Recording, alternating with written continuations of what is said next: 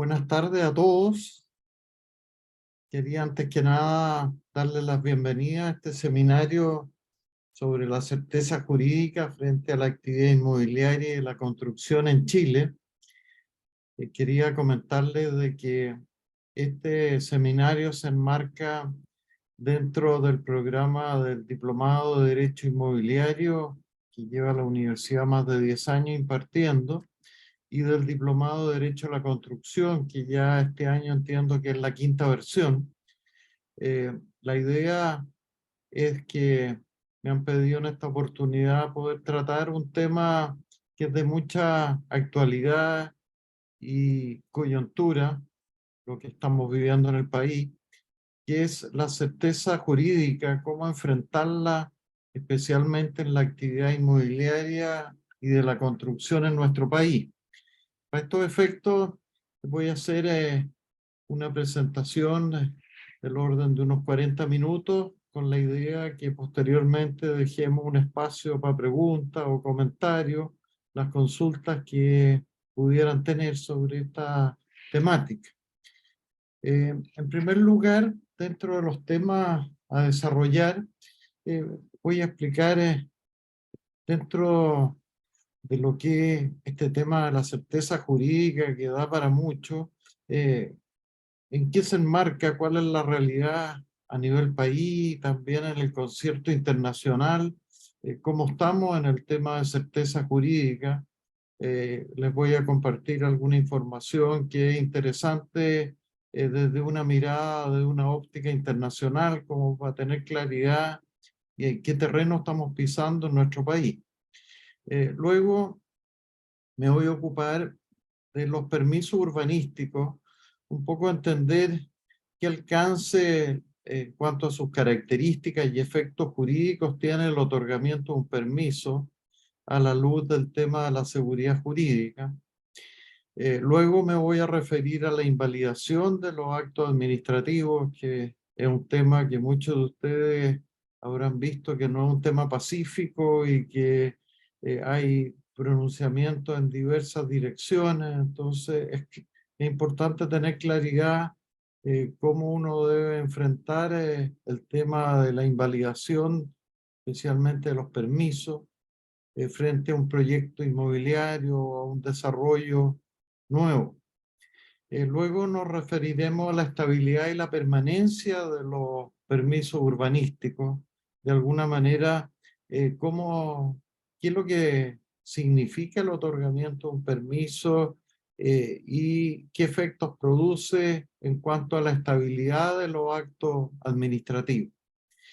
Enseguida me voy a referir a un tema que es bastante recurrente, que es esta dualidad en las funciones interpretativas en materia urbanística entre el Ceremi de la Vivienda y la Contraloría General de la República. Luego me voy a concentrar en algunos fallos que me parece que son los casos más emblemáticos que hemos conocido los últimos años en materia de invalidación de permisos urbanísticos.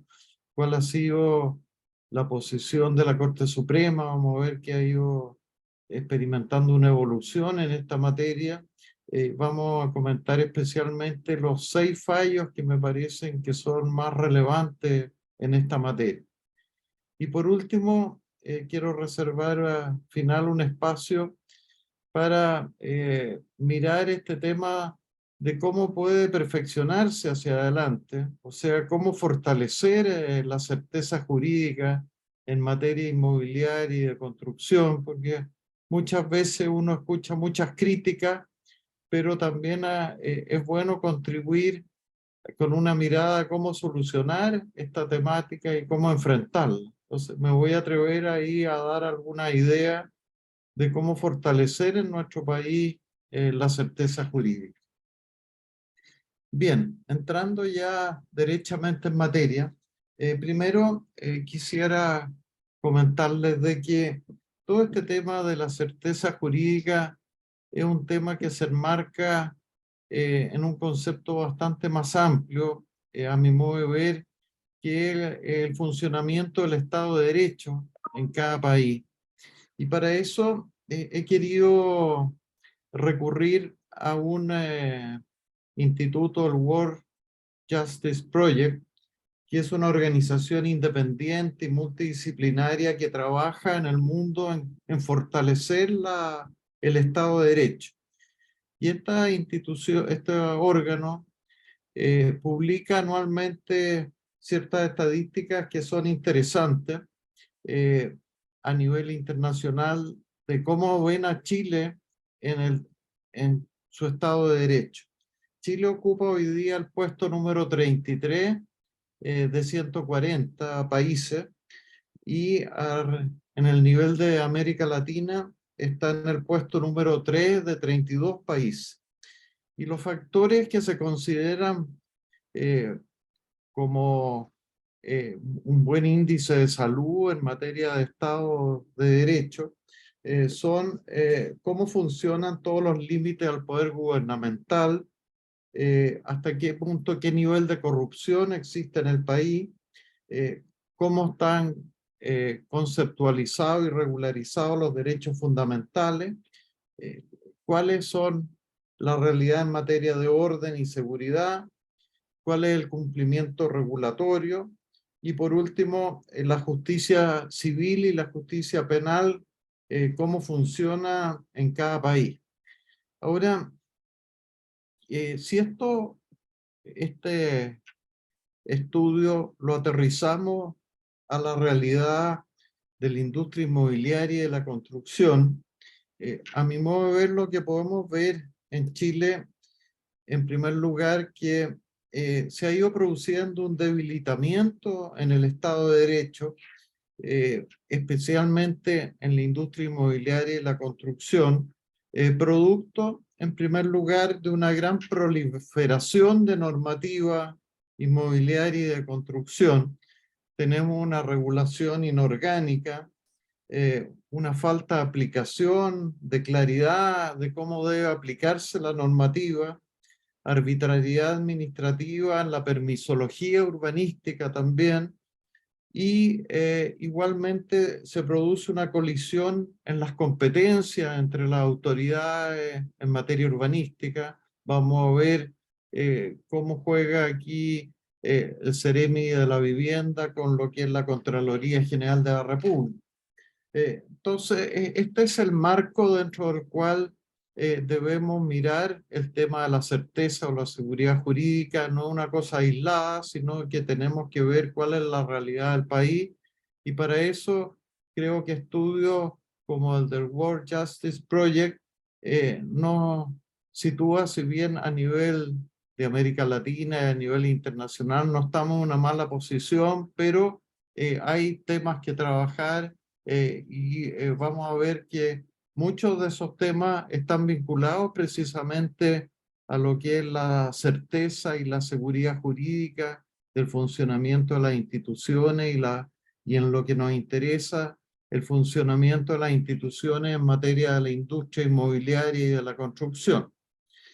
Bueno, ahora entrando en un escalón un poco más profundo en la materia que nos interesa, quisiera destacar algunos aspectos de cómo está funcionando en Chile los permisos urbanísticos, sus principales características y efectos jurídicos de su otorgamiento.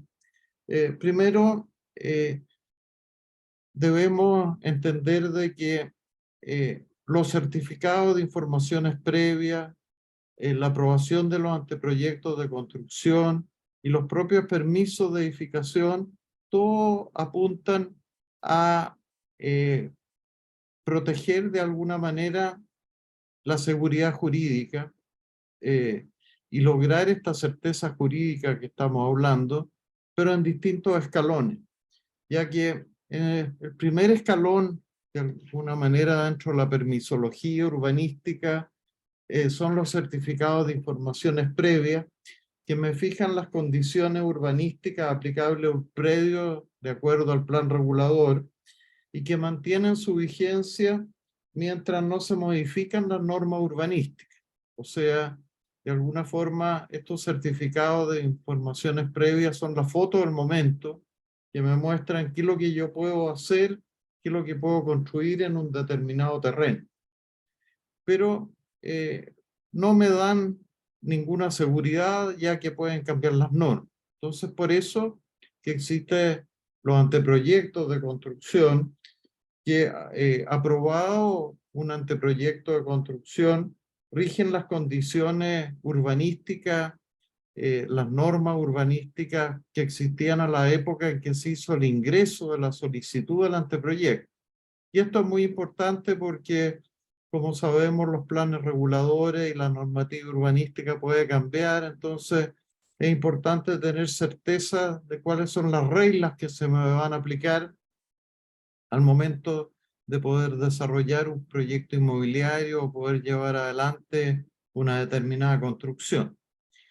Y dentro de los grados de certeza jurídica tenemos luego el permiso de edificación, que el permiso de edificación es un acto administrativo reglado de autorización que permite ejecutar la obra proyectada y solicitar la recepción final municipal.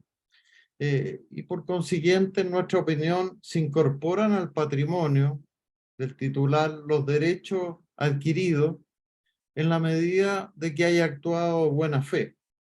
Ahora, quisiera puntualizar esto, que se trata de un acto reglado eh, en contraposición a lo que se llaman los actos discrecionales, en que en definitiva el director de obra que otorga el permiso, en la medida que yo cumpla con la normativa urbanística, por mucho que mi proyecto no le guste o que a lo mejor voy a hacer una obra que artísticamente es horripilante, está obligado a eh, otorgar el permiso y en su momento otorgar la recepción final municipal en la medida que yo cumpla con la normativa urbanística.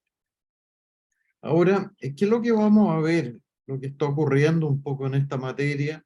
Luego les voy a comentar algunos fallos en particular, pero en términos generales, ¿qué es lo que ha estado ocurriendo y cuál ha sido el criterio que ha estado imperando últimamente en la Corte Suprema en esta materia? En primer lugar, en la Corte Suprema, ya en varios fallos, ha ido estableciendo el criterio que, tratándose de los certificados de informaciones previas, son válidos en la medida de que se ajusten al plan regulador y, si contienen errores, podrían ser invalidados sin perjuicio de la responsabilidad de la municipalidad de responder por los daños que pudiera generar para el desarrollador.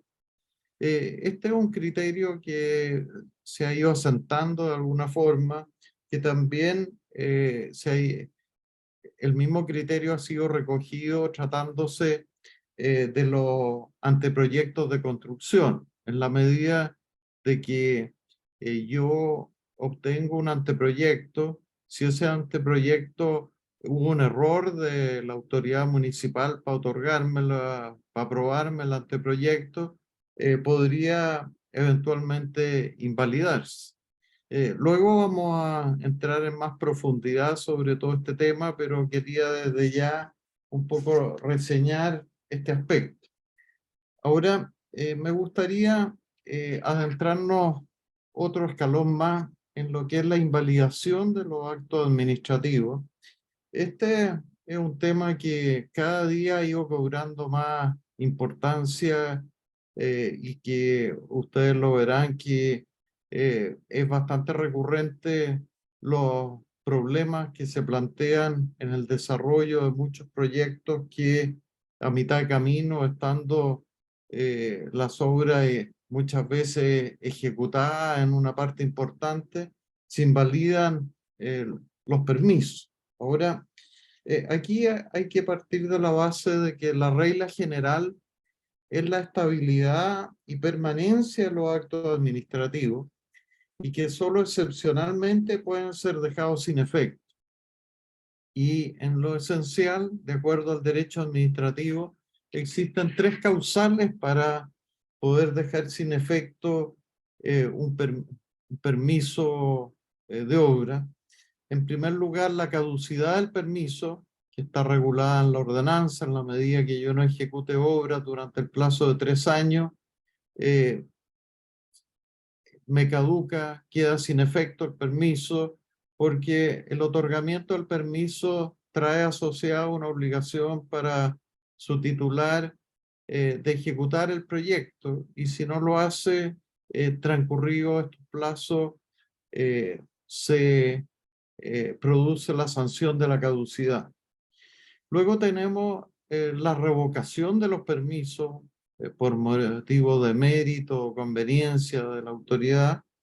Y por último, el tema que me parece que es el más complejo y el que quiero especialmente detenerme, que es el de la invalidación de los actos administrativos. ¿Hasta qué punto, qué presupuestos deben cumplirse para que un acto administrativo y particularmente en lo que nos interesa, un permiso de edificación, pueda ser dejado sin efecto? Para eso, creo de que el punto de partida es, como les decía, que la regla general es la estabilidad y la permanencia de los permisos urbanísticos, y que esta potestad invalidatoria que tiene la administración de acuerdo a la ley de base de procedimiento administrativo, el artículo 53, no es un cheque en blanco, sino que existen ciertos requisitos que tienen que cumplirse. Básicamente, hay un plazo de 2 años para que la autoridad administrativa pueda invalidar, supone previa audiencia al interesado, y la jurisprudencia ha ido estableciendo que esta invalidación no puede alcanzar a temas de forma. Pueden haber ciertos vicios o defectos en el otorgamiento de un permiso de tipo formal, pero eso no puede eh, llevar aparejada la invalidación. Ahora, lo que tenemos, lo que siempre hay que tener claro, de que el acto invalidatorio siempre yo lo podría impugnar en tribunales. Ahora, vamos a volver sobre este tema, las limitaciones de la potestad invalidatoria, cuando analicemos algunos fallos en particular, pero por de pronto, lo que podemos señalar que la regulación que tenemos en Chile difiere de algunos otros ordenamientos extranjeros en que la potestad invalidatoria solo es de los tribunales y no de la autoridad administrativa. Entonces, si en Chile tenemos la potestad invalidatoria de la administración, hay que verla con cautela y hay que ser riguroso en el cumplimiento de los requisitos por todos los efectos que trae aparejado la invalidación. ¿Mm?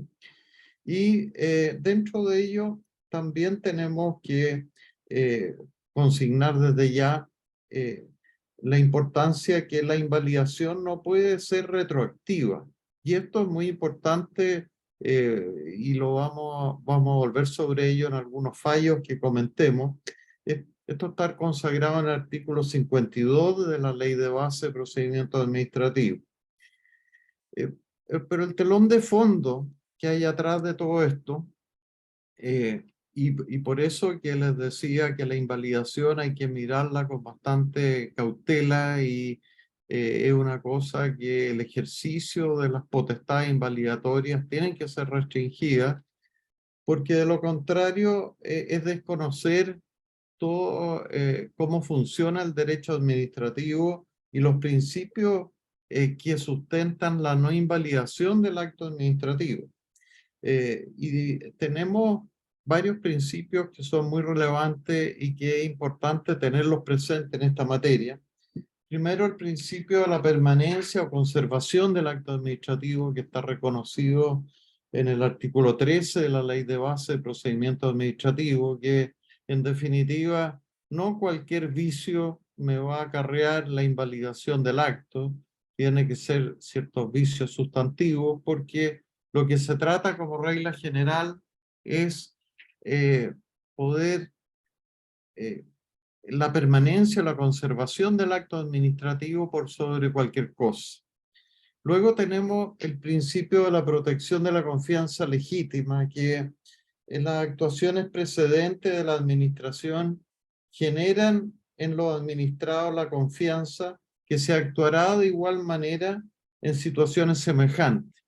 Y esto es importante porque los actos administrativos son unilaterales y en definitiva, si de la noche a la mañana la autoridad administrativa cambia sus criterios, mal podría ser desconociendo los criterios en que el particular se asiló especialmente para desarrollar un proyecto. Entonces, es importante que sea consecuente la autoridad administrativa con lo que viene resolviendo anteriormente. Luego tenemos el principio de la seguridad jurídica, en que la necesidad de una estabilidad jurídica, si bien es fundamental para el desarrollo de cualquier negocio, resulta especialmente importante tratándose de la industria inmobiliaria y de la construcción, en que tiene asociado grandes inversiones, que son proyectos normalmente que se ejecutan en muchos años y que tiene toda una cadena de constructores, subcontratistas, terceros, profesionales, bancos, financistas, adquirentes. Es una cadena muy grande. Entonces, tener claridad de que existe una estabilidad jurídica nos parece que es esencial para un funcionamiento sano en esta materia. Luego tenemos el principio de la buena fe, en que si bien es un principio general del derecho, en materia de derecho administrativo y en la materia de la permisología urbanística que nos interesa, no pueden afectarse los derechos adquiridos de buena fe. La idea es que la buena fe se vería comprometida si se desconoce los derechos del titular eh, y vamos a ver por eso que luego cuando entremos en la jurisprudencia que hay varios criterios asentados por la Corte Suprema que nos parece que son dudosos. Lamentablemente hay varios fallos recurrentes en el mismo sentido, pero también hay votos disidentes que dan alguna voz de esperanza. Luego tenemos el principio de la protección de la apariencia, que este principio se funda en la seguridad jurídica, en que si yo voy a entrar a poner en tela de juicio los actos administrativos por cualquier cosa, se hace imposible el desarrollo de los negocios. Y por eso que la ley y el propio Código Civil protege a través de diversas normas lo que es la protección de la apariencia. Y por último, tenemos el principio de la doctrina de los actos propios, si bien extraído del derecho privado, pero es plenamente aplicable también en el derecho público, en que los órganos administrativos no pueden emitir resoluciones opuestas o contradictorias con otra anterior que reconociera determinados derechos subjetivos. De modo que, como podemos ver, todos estos principios de alguna manera es importante tenerlos presentes porque cuando yo tengo que pronunciarme sobre una invalidación de un permiso de edificación, tendré que poner en la balanza hasta qué punto, cómo se ven comprometidos todos estos principios. Luego, quisiera detenerme en un aspecto de que es hoy día bastante recurrente, como les decía, que se produce pugna y traslapes de competencia entre las funciones interpretativas que en materia urbanística la ley entrega a Seremi de Vivienda y la actuación de la Contraloría General de la República. Y esto, de alguna manera, que si vemos cómo está el tema regulado en la ley, en primer lugar, la Ley de Urbanismo y Construcción entrega a la Seremi de Vivienda el impartir instrucciones sobre la aplicación de la Ley General de Urbanismo y la Ordenanza General de Urbanismo. Y por su parte, la Contraloría General de la República, como sabemos, goza de la facultad de controlar la legalidad de los actos de la administración y también tiene una activa potestad dictaminante, emitir dictámenes sobre las diversas materias propias de ese control de la legalidad.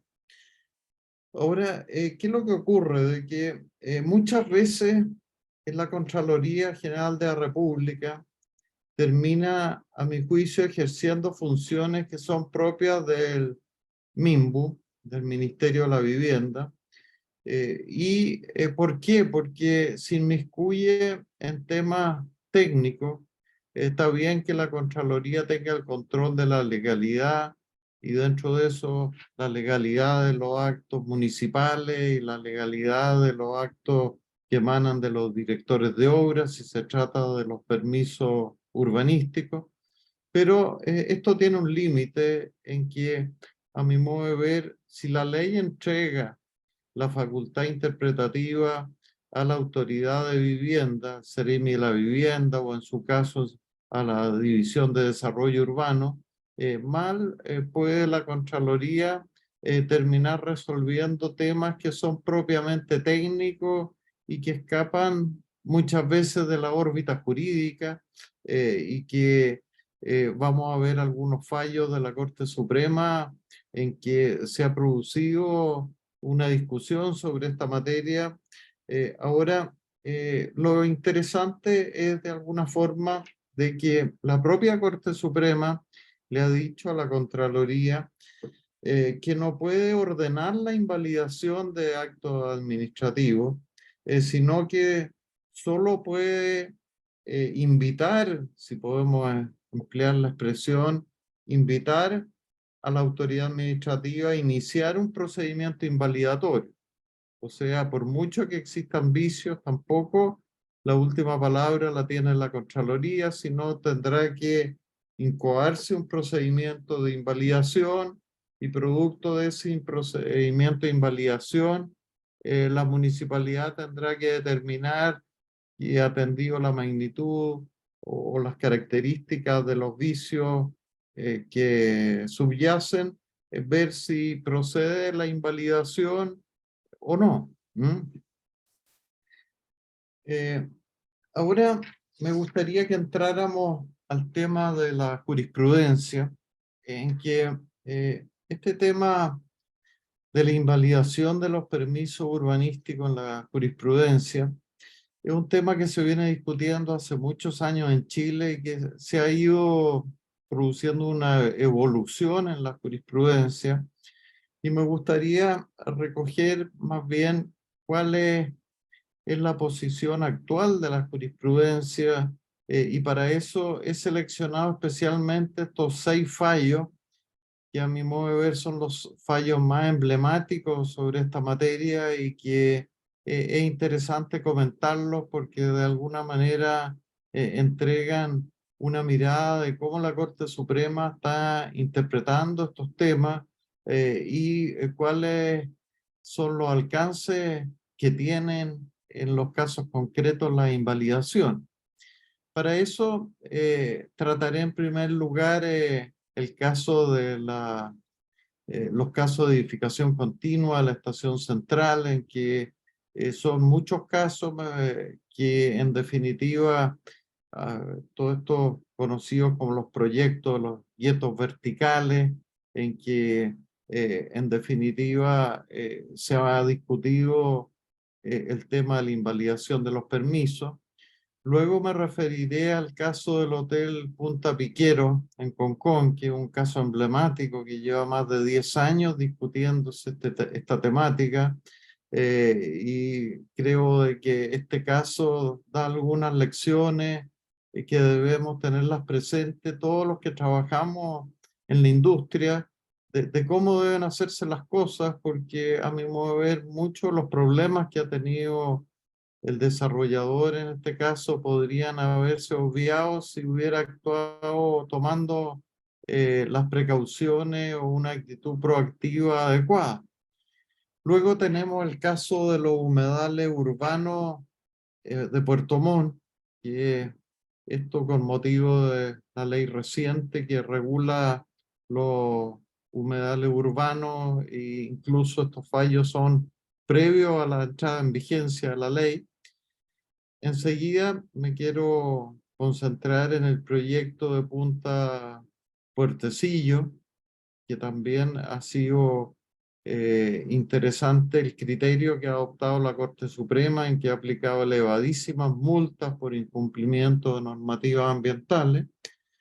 Y por último, me quiero concentrar en el caso de Gaña Comunidad Sustentable en la comuna de Ñuñoa, que es un proyecto bien emblemático que estuvo paralizado y que también estuvo en discusión el cumplimiento de la normativa y cómo en definitiva en forma reciente, ahora en el mes de marzo, la Corte Suprema terminó zanjando el tema. Y por último, el caso de Valle Grande de Lampa, que es un proyecto de desarrollo urbano condicionado que también se ha discutido todo el tema invalidatorio. Bueno, yendo al primero de los casos de edificación continua de Estación Central, primero, si bien el caso que les voy a comentar es el de este rol 8165, el de inmobiliaria Eurocorp, que eran 2 torres de vivienda de 25 pisos cada una. Hay varios casos más, pero que en definitiva todo apunta más o menos en la misma dirección. Aquí, ¿qué es lo que ocurrió? De que se dictó una circular por la División de Desarrollo Urbano, la circular 313, que estableció que no es posible aprobar edificaciones de tipo continuo en zonas en que el plan regulador hubiera establecido alturas máximas de la edificación. Ahora, ¿cuál era el problema? Que en la comuna de Estación Central el plan regulador no fijaba altura, entonces había un vacío. Y aquí, en definitiva, hubo varios inmobiliarios que, aprovechando que esta norma o no estaba regulada la situación,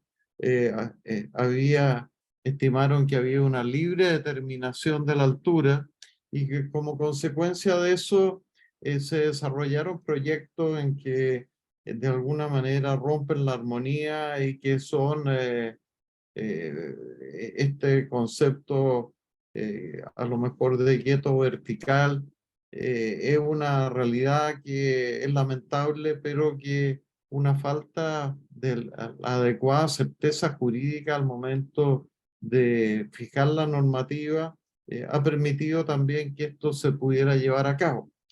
Ahora, en este caso, la Corte Suprema, ¿qué es lo que resolvió?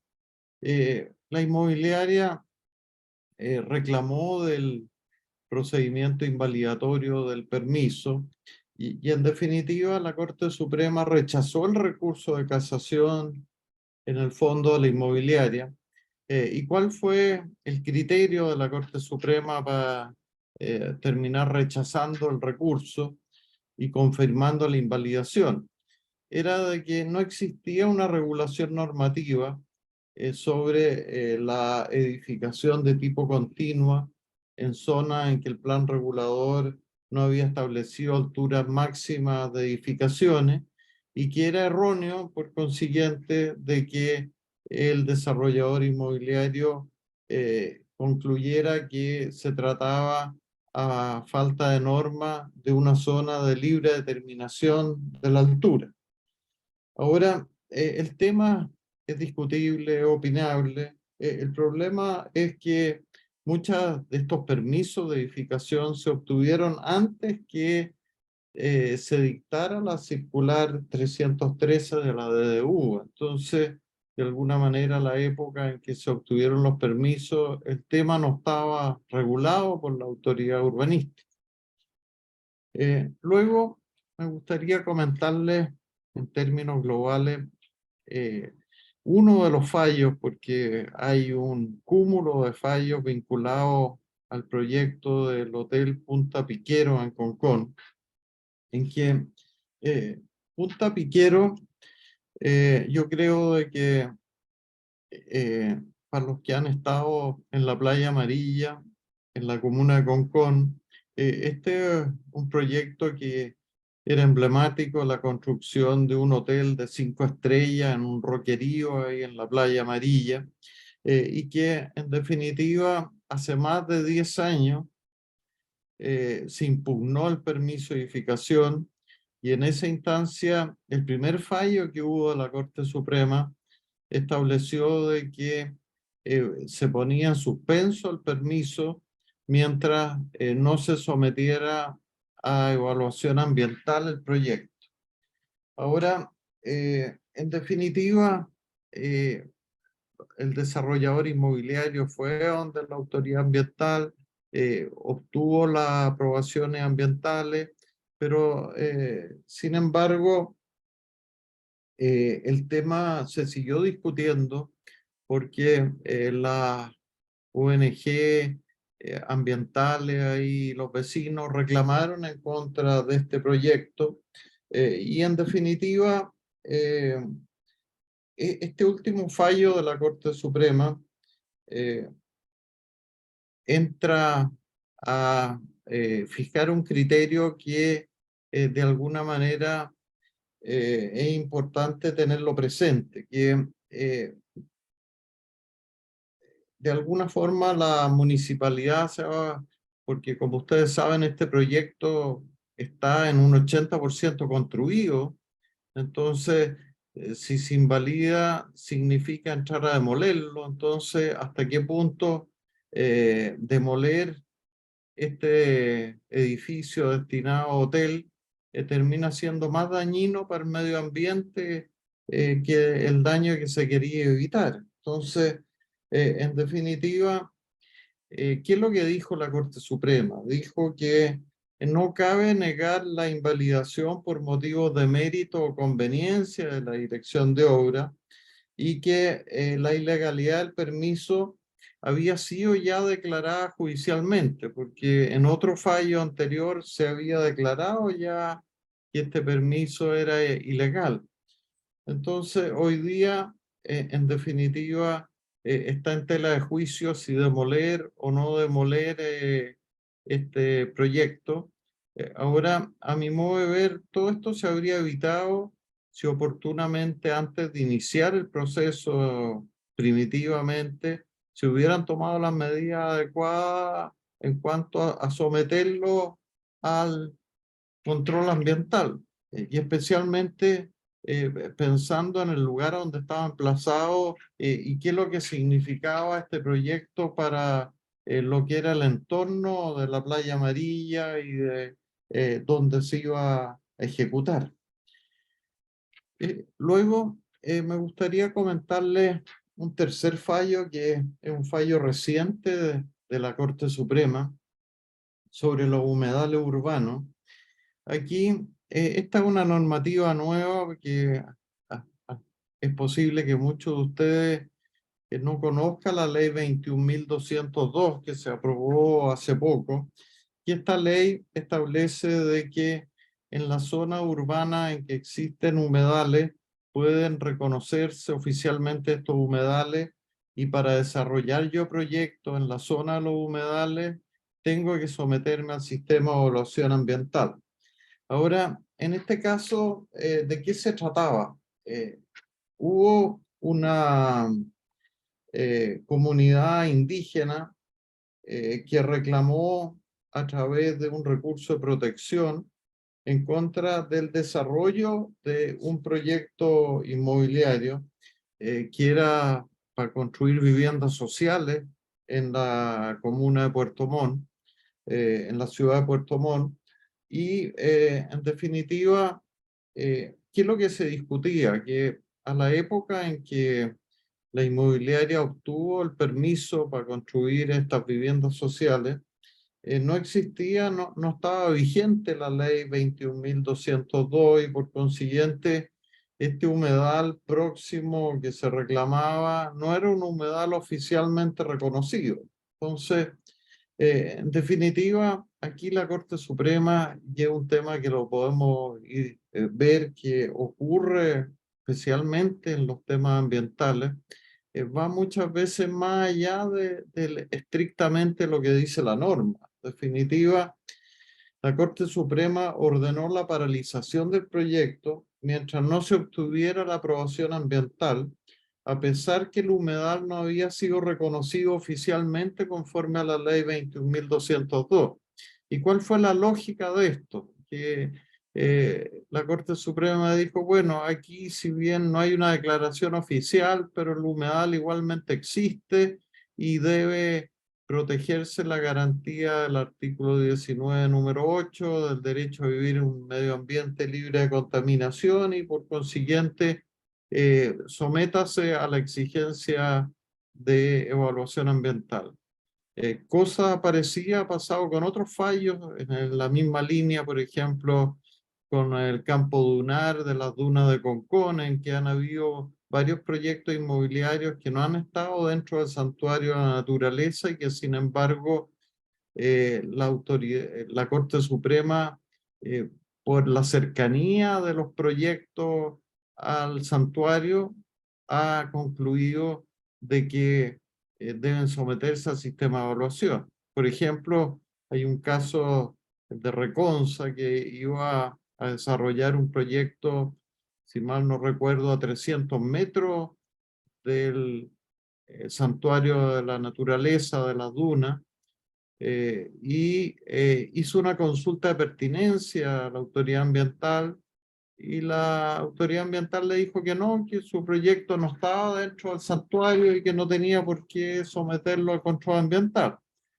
Sin embargo, ¿qué es lo que ocurrió? De que posteriormente los vecinos reclamaron y en definitiva la Corte Suprema acogió un recurso de protección ordenando la paralización del proyecto y que debía someterse a la autorización ambiental a pesar de no estar dentro del santuario. Entonces, uno ve esta tendencia, especialmente la tercera sala de la Corte Suprema, de ir interpretando con cierta latitud las normas ambientales y ir más allá del estricto de lo que dice expresamente la norma, lo cual también pone en juego o en tela de juicio la certeza jurídica. Luego, me gustaría referirme al proyecto de Punta Puertecillo, que es un proyecto que también ha metido bastante ruido, en que hay un fallo reciente de la Corte Suprema. Se trataba de una ONG de vecinos que recurrieron contra la Superintendencia de Medio Ambiente ante el Tribunal Ambiental y que en definitiva había rechazado el Tribunal Ambiental el reclamo de estos vecinos y se recurrió a la Corte Suprema y la Corte Suprema acogió el recurso y condenó a la inmobiliaria a una multa de 5.000 unidades tributarias anuales, estamos hablando de 3.700 millones de pesos, prohibiéndole la venta de terreno hasta que no se obtuviera una resolución calificación ambiental favorable y ordenando a la Superintendencia de Medio Ambiente que fiscalizara todas las construcciones de parcelas ya vendidas. La verdad que para los que han estado ahí en Puertecillo, este es un terremoto para el sector y para todo el desarrollo inmobiliario que está teniendo. Ahora, ¿cuál es la base de la Corte Suprema para llegar a esta conclusión y a este fallo? Se sentó en el fallo que el proyecto inmobiliario se emplaza en una zona que no está comprendida dentro del plan de evaluación estratégica, por lo que no se cumplen los requisitos del artículo segundo transitorio del reglamento del sistema de evaluación de impacto ambiental y por consiguiente, en definitiva, debió haberse obtenido las autorizaciones ambientales para desarrollarlo. Luego, me gustaría, para terminar esta descripción de fallo y entrar al tema de cómo enfrentar la certeza jurídica, referirme a estos dos últimos fallos recientes que son importantes a mi modo de ver, que es el caso de Gaña Comunidad Sustentable, que este era es un proyecto muy grande y emblemático en la comuna de Ñuñoa, en que estuvo paralizado sobre pretexto de que la calificación ambiental que se había hecho no cumplía con los requisitos y que estaba errónea, y el Tribunal Ambiental había anulado parcialmente la calificación ambiental favorable, lo que significó tener muchos meses parado el proyecto. En definitiva, la Corte Suprema acogió el recurso del inmobiliario y finalmente, felizmente, corrigió el fallo del Tribunal Ambiental y consignó de que aquí, en definitiva, no había vicio en la resolución de calificación ambiental y que por consiguiente no correspondía la nulidad. Pero esto, después de ocasionar un perjuicio enorme que eh, seguramente muchos de ustedes le han hecho seguimiento por los diarios, por la prensa, en que fue un proyecto muy importante, paralizado durante muchos meses, que significó despido de personal y paralizar toda una obra con todos los gastos y perjuicios que ello involucra. Y por último, quisiera comentar el fallo de la Corte Suprema que acaba de salir en el mes de marzo, que es un proyecto de una zona urbana de desarrollo condicionado, el proyecto de Valle Grande de Lampa, en que aquí de alguna manera la Corte Suprema viene a confirmar lo que ya habíamos dicho anteriormente en cuanto al alcance de los certificados de informaciones previas, que dice que no generan derecho adquirido y si hay un error en su emisión, pueden ser dejados sin efecto y esto sin perjuicio de las responsabilidades de la municipalidad de responder por daño. Aquí, en la práctica, ¿qué ocurría? Que el CIP, el Certificado de Informaciones Previas, debe siempre conformarse el plan regulador y de lo contrario, lo que dice la Corte Suprema, debe invalidarse ya que no da derecho adquirido. Ahora, lo interesante de este fallo que hay dos votos disidentes de la ministra Ángela Vivanco y del abogado integrante Pedro Hernán Águila, que recogiendo un poco los principios de conservación del acto administrativo, del principio de la protección de la apariencia, de la buena fe, de la seguridad jurídica, todos estos principios que veíamos anteriormente, concluyó de que no correspondía desconocer ese certificado de informaciones previas que había sido válidamente emitido. Entonces estamos viendo que hoy día, si bien esos votos disidentes no son mayoría, pero depende también a veces la integración de la sala, cómo se resuelven estas materias. Bueno, me gustaría poder cerrar este seminario, esta charla, con una mirada de cómo fortalecer la certeza jurídica, porque ¿qué es lo que estamos viendo después de todo lo que hemos revisado? De que la facultad invalidatoria de la administración y de los tribunales, a mi modo de ver, debiera quedar limitada y restringida en pos del resguardo de los derechos constitucionales en virtud de estos mismos principios de la buena fe, del debido proceso, de la presunción de legalidad, de la protección de la apariencia, de la confianza legítima, de la seguridad jurídica. Ahora, ¿qué es lo que puede hacerse para fortalecer la certeza jurídica, especialmente en materia inmobiliaria y de construcción? Quisiera reseñar en esto 6 ideas de cosas que a mi modo de ver son bien concretas y podrían hacerse y que ayudarían muchísimo. En primer lugar, definir en forma precisa las facultades de la Seremi Vivienda y de la Contraloría en materia urbanística. Y esto supone actualizar la ley 10.336 orgánica constitucional de la Contraloría en cuanto a los alcances de las facultades de los artículos 1 y 6.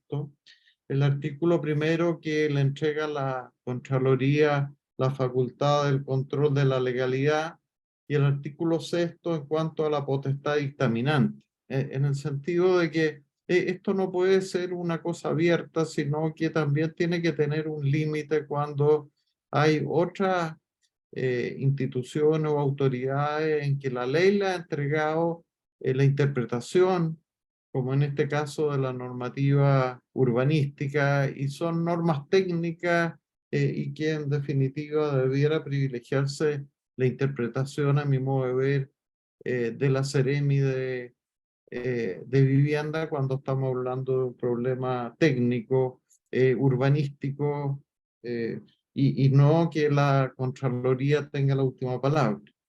Una segunda idea es la conveniencia de limitar el efecto retroactivo del rol interpretativo de los órganos administrativos.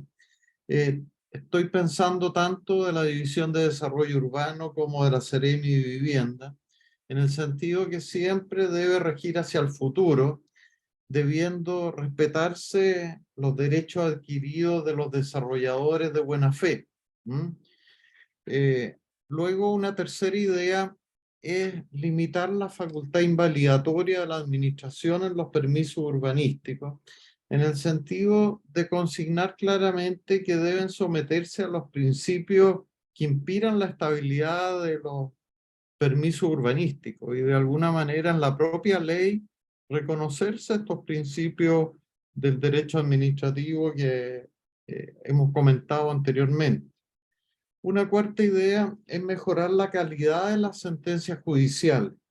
En esto quisiera citar el estudio del profesor Alejandro Vergara Blanco, en que él analiza la jurisprudencia entre el año 2008 y 2018, y en materia especialmente de derecho administrativo, y plantea que esta jurisprudencia ha sido zigzagueante y vacilante, en que hay pronunciamientos, por ejemplo, sobre los plazos para que los terceros absolutos puedan pedir la invalidación tratándose de reclamos en materia de evaluación ambiental, en que no habían habido criterios uniformes. Entonces, también nos parece que es importante de que en este aspecto hacer un esfuerzo conjunto de poder mejorar las cosas de la calidad de la sentencia jurídica. Luego, una quinta idea es uniformar y mejorar la calidad legislativa también. Vemos una proliferación inorgánica de normas, de normativa inmobiliaria, una regulación dispersa en diversos cuerpos legales, regulación de planes territoriales, de planes reguladores desactualizadas, falta de normas legales que protejan los derechos adquiridos de buena fe. En fin, creo que por el lado legislativo también puede hacerse un esfuerzo importante.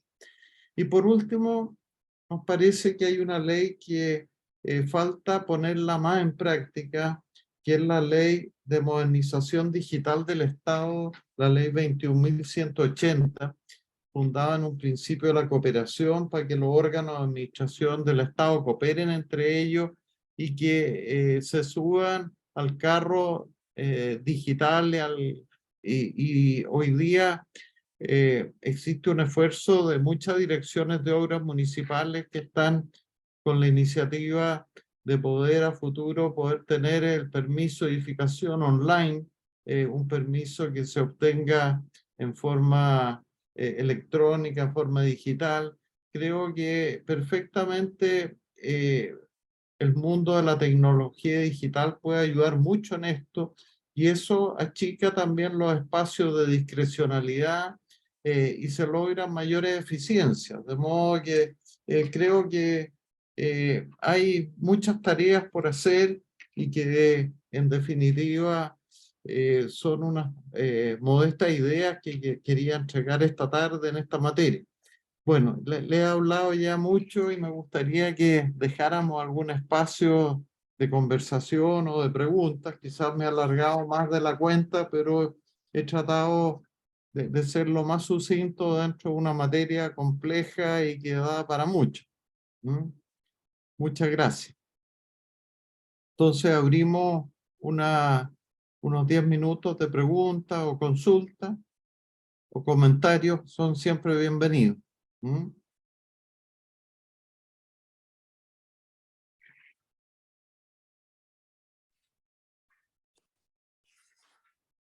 Sí. Bueno, profesor, buenas tardes. Bueno, siempre un gusto escucharlo, ese alumno suyo en distintos diplomados de la Universidad de los Andes. Usted siempre en boga con esta materia. Me gustaría saber su opinión respecto a lo siguiente y relacionado principalmente con lo que es el tema de la invalidación de los permisos. Sobre todo, precisamente, que usted tocó al final el tema de los terceros absolutos, que estos justamente invalidan alegan vicios tanto del permiso o bien ante la entidad o la autoridad ambiental.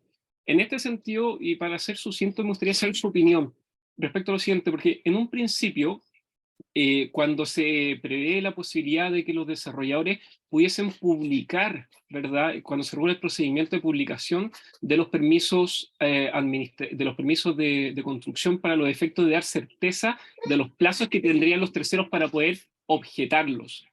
Eso en un principio, hace 3 o hace 4 o 5 años atrás, era un poco engorroso con todo el proceso que eso significaba de notificar a los vecinos o a la comunidad. Pero ahora, hoy por hoy, como están todos estos grupos intermedios, yo soy de Concón, por ejemplo, está la Fundación Yarur, que es la que paraliza todos los proyectos en el campo, en la cercanía del campo dunar. Entonces, y la pregunta va acá, ¿no sería ahora más beneficioso cambiar el paradigma de analizar esto de publicar los permisos de construcción para efectos de dotar de cierta seguridad para el cómputo de los plazos de las invalidaciones, o usted todavía lo sigue viendo como un procedimiento engorroso? A ver, muy buena la pregunta que me hace. Creo de que este tema da para mucho, pero lo que quisiera explicar un poco para todos los que no están bien familiarizados es que hoy día la ley de urbanismo y construcción permite que en forma voluntaria uno pueda someter los permisos a un procedimiento de publicidad. La gracia que tiene ese procedimiento de publicidad que me da certeza respecto al cómputo de los plazos. Ahora, ¿qué es lo que pasa? De que en la práctica, si bien esa ley apuntaba a la seguridad jurídica y apuntaba en la dirección correcta, creo que no ha tenido la aplicación que se quiso, porque la ley quedó un poco coja, digamos, porque creo que no basta con crear un procedimiento voluntario de publicidad, sino que también debiera traer asociado de que eh, puedan fijarse plazos máximos para plantear las impugnaciones, porque ¿qué es lo que ocurre hoy día? De que existen riesgos como que un proyecto me presenten una nulidad de derecho público y que pueda estar por plazos bastante extensos en tela de juicio un proyecto.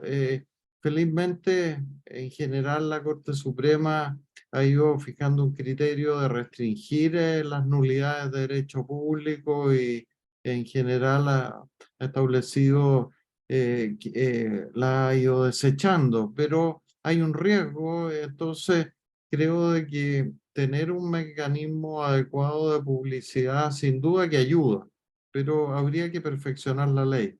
¿Mm? Muchas gracias, profesor. Ah. ¿Alguna otra pregunta o comentario?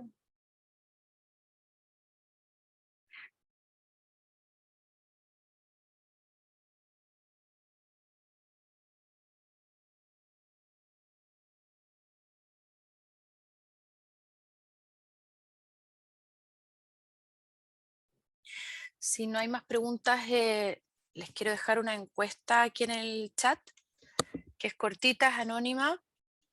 Si la pueden contestar para que a nosotros nos sirve mucho mejorar. Es muy cortita, gracias.